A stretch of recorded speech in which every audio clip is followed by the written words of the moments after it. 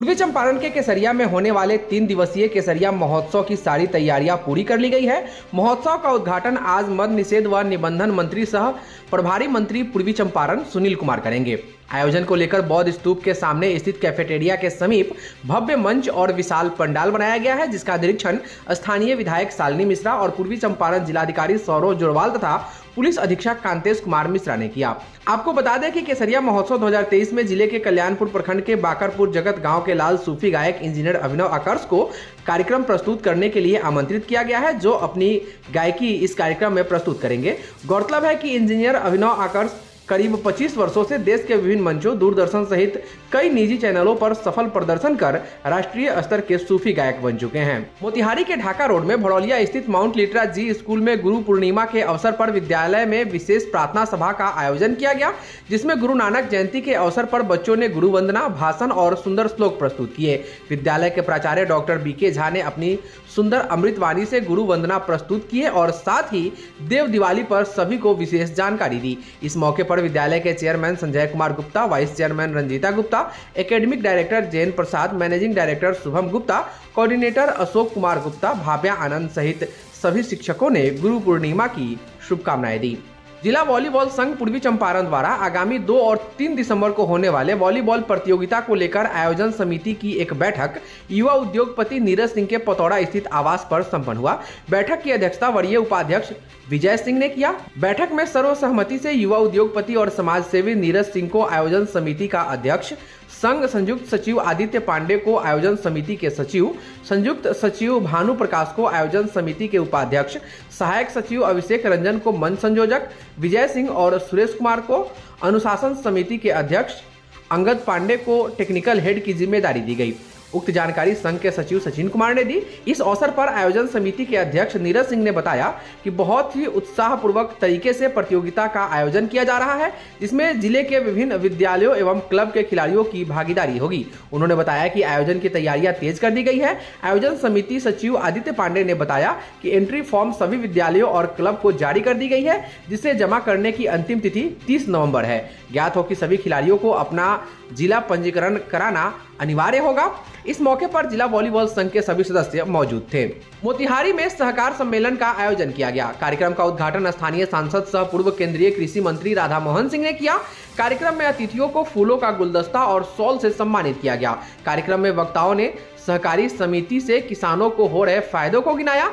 सांसद राधा मोहन सिंह ने केंद्र सरकार द्वारा सहकारी समिति के लिए लाए गए योजनाओं के बारे में बताया। इस अवसर पर सांसद राधा मोहन सिंह ने कहा कि केंद्र की मोदी सरकार ने पैक्सों को बहुउद्देशीय बनाने के लिए 25 क्षेत्रों में कार्य करने का प्रावधान किया है। खाद्य वितरण, प्रधानमंत्री जन औषधि केंद्र और LPG डिस्ट्रीब्यूशन समेत कई कार्यों की जिम्मेदारी पात्रता रखने वाले पैक्सों को दिए जाने का काम हो रहा है। उन्होंने बताया कि पूर्वी चंपारण जिले में 400 से ज्यादा पैक्स हैं। सांसद ने बताया कि सहकार से समृद्धि विषय पर सहकार सम्मेलन का आयोजन किया गया है।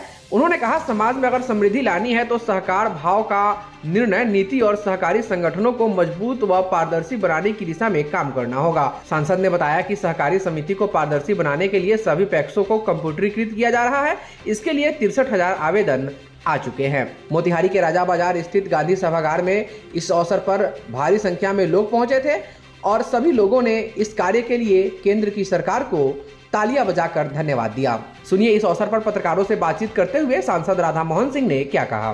देश के यशस्वी प्रधानमंत्री माननीय नरेंद्र मोदी जी की प्रेरणा और गृह मंत्री, सहकारिता मंत्री अमित शाह जी के मार्गदर्शन में तो देश के अंदर सहकारिता के क्षेत्र में क्रांतिकारी बदलाव हुए हैं।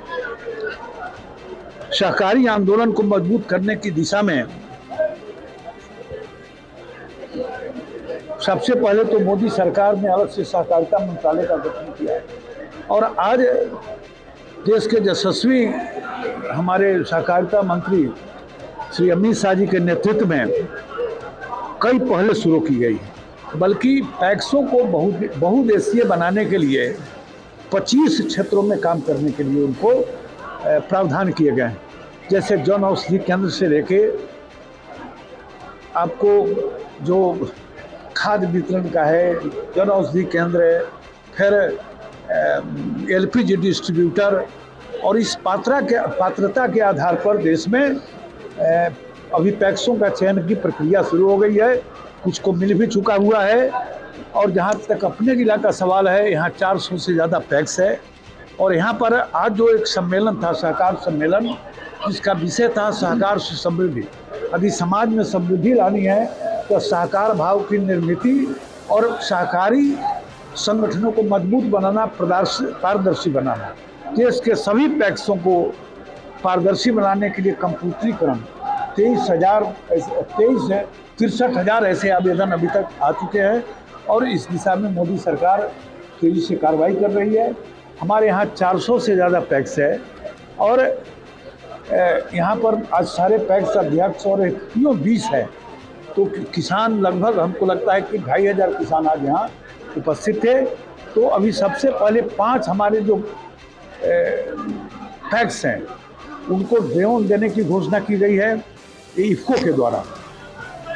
इफ्को 5 पैक्स को ड्रोन देगा और 2 ऐसे पैक्स को भी ड्रोन देगा जिसका महिला अध्यक्ष, और इसका मेरिट के आधार पर चयन की प्रक्रिया 1-2 दिन में पूरा होगा और फिर ट्रेनिंग होगी और ये ड्रोन मिलेगा।